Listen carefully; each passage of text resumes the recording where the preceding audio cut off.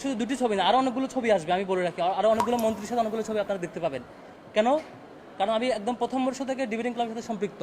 সেজন্য দেখবেন আমি যে হলে ছিলাম সেই হল ডিবেটিং ক্লাবের সভাপতি ছিলাম। আমি যে ডিপার্টমেন্টে ছিলাম সেই ডিপার্টমেন্টে ডিবেটিং ক্লাবের সেক্রেটারিও ছিলাম। যে কারণে ডিবেটিং ক্লাবের যত স্বতঃস্ফূর্ত আয়োজন, কোথাও আমি আয়োজক হিসেবে ছিলাম, কোথাও আমি ডেলিগেট হিসেবে ছিলাম, আমি পুরস্কার পার্টিসিপেন্ট হিসেবে পুরস্কার নিয়েছি। দেখেন, আমি বেশ কয়েকবার ক্লিয়ার করেছি, আবারও ক্লিয়ার করছি। সাধারণত ছাত্রলীগের একটা কমিটিতে দেওয়ার যে স্টাইল, সেখানে প্রথম মেন কমিটি হওয়ার পর থেকে অনেকগুলো প্রোগ্রামে যাইতে হয়।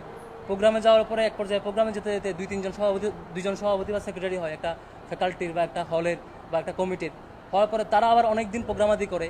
প্রোগ্রামাদি করার পরে বিভিন্ন জায়গায় ফুল দেয়, এগুলো অ্যাক্টিভিজম করে, না তার প্রোগ্রামগুলোতে যায়, প্রটোকল দেয়। দিতে দিতে এক পর্যায়ে ফাইনালি তারা আবার একটা পূর্ণাঙ্গ কমিটি ঘোষণা করে। কমিটি ঘোষণা করে আবারও কিছু প্রোগ্রাম করে।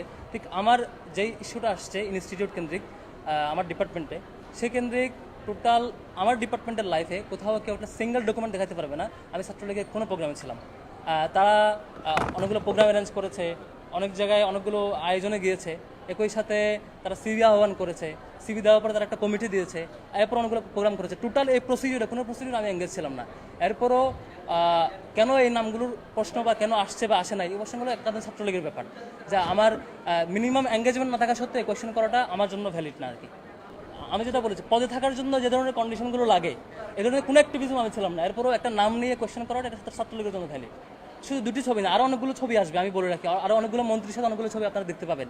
কেন? কারণ আমি একদম প্রথম বর্ষ থেকে ডিবেটিং ক্লাবের সাথে সম্পৃক্ত। সেজন্য দেখবেন আমি যে হলে ছিলাম সেই হল ডিবেটিং ক্লাবের সভাপতি ছিলাম। আমি যে ডিপার্টমেন্টে ছিলাম সেই ডিপার্টমেন্টে ডিবেটিং ক্লাবের সেক্রেটারিও ছিলাম। যে কারণে ডিবেটিং ক্লাবের যত স্বতঃস্ফূর্ত আয়োজন, কোথাও আমি আয়োজক হিসেবে ছিলাম, কোথাও আমি ডেলিগেট হিসেবে ছিলাম, আমি পার্টিসিপেন্ট হিসেবে পুরস্কার নিয়েছি। তো একটা প্রোগ্রামে যেমন একটা ছবিতে দেখবেন যে আমি বসা, পাশে দুজন ছাত্রলীগের নেতা বসা, একটা ইফতার প্রোগ্রাম। আমি নিজেই সেই জসীমউদ্দিন হল ডিবেটিং ক্লাবের সভাপতি ছিলাম, আমি এটার হোস্ট ছিলাম। আর আমার হল ডিবেটিং ক্লাবের সাবেক একজন সভাপতি রাকিব সিরাজি, সেই ছাত্রলীগের নেতা ছিলেন, তিনি দাওয়াত পেয়েছেন ক্লাবের সাবেক হিসাবে। আবার তানভীর হাসান সৈকত, তিনি দাওয়াত পেয়েছেন, সে হচ্ছে আমার হলেই থাকতেন এবং ছাত্রলীগে তখন পুস্টেড। দাওয়াত পাওয়া আমার আয়োজনে, ডিবেটিং ক্লাবের আয়োজন। তখন ফুল ছবি দেখলে দেখবেন, ফুল ছবিতে এখানে আরও অনেকে ছিলেন ডিবেটিং ক্লাব বা বিভিন্ন পার্টির। আবার একটা ছবি দেখবেন আমি পুরস্কার নিচ্ছি সাবেক পররাষ্ট্রমন্ত্রীর কাছ থেকে, সেটাও ডিবেটিং ক্লাবের।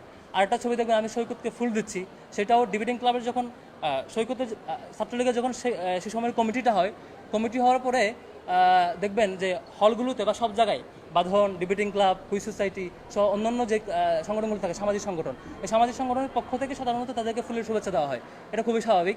আপনি এই সিঙ্গেল ছবির ব্যাখ্যা পাবেন গ্রুপ ছবির অ্যানালাইসিস করে।